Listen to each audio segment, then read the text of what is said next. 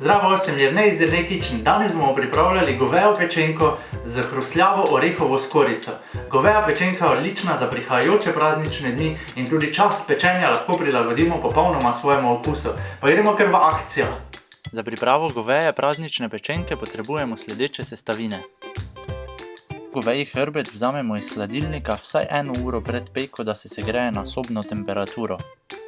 Meso solimo in popramo na obeh straneh ter pokapljamo z oljčnim oljem. Nato začimbe dobro vtremo v meso. Večjo ponev pristavimo na zmeren ogenj in jo dobro segrejemo. Dodamo nekaj oljčnega olja ter meso z vseh strani dobro popečemo. Meso pečemo približno 2 minuti na stran. Proti koncu peke dodamo v ponev še žlico masla in ga raztopimo. Meso nato vzamemo iz ponve in ga postavimo na stran. V ponev, kjer smo pekli meso, dodamo narezano stebelno zeleno, korenje, čebulo in česen. Zelenjavo rahlo prepražimo, nato zalijemo z vodo.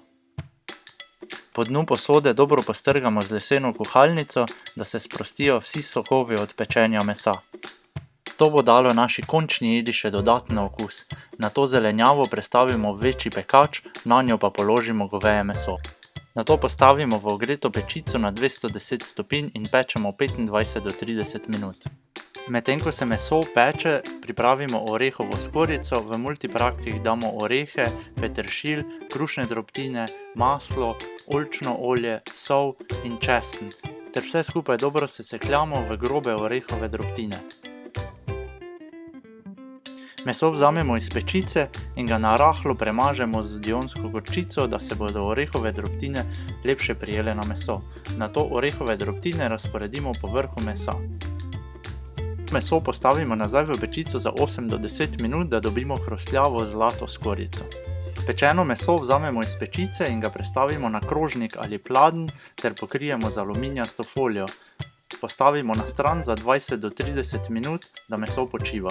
Medtem ko meso počiva, pripravimo omako. V kozici ali ponvi raztopimo maslo, dodamo 2 žlici moke ter moko in maslo dobro prepražimo.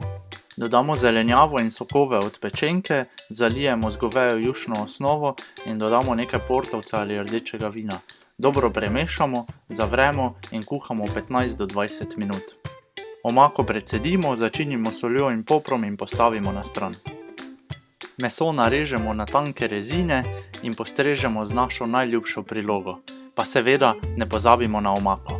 Dober tek!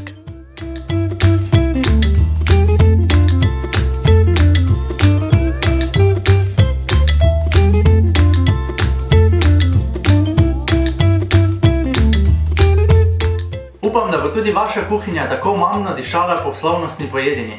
K pečenki lahko postrežemo omako, pečen krompir in vašo najljubšo kuhano zelenjavo. Vkolikor vam pa kakšen kos pečenke ostane, pa ga lahko uporabimo v sendviču. Dober tek in lepe praznike!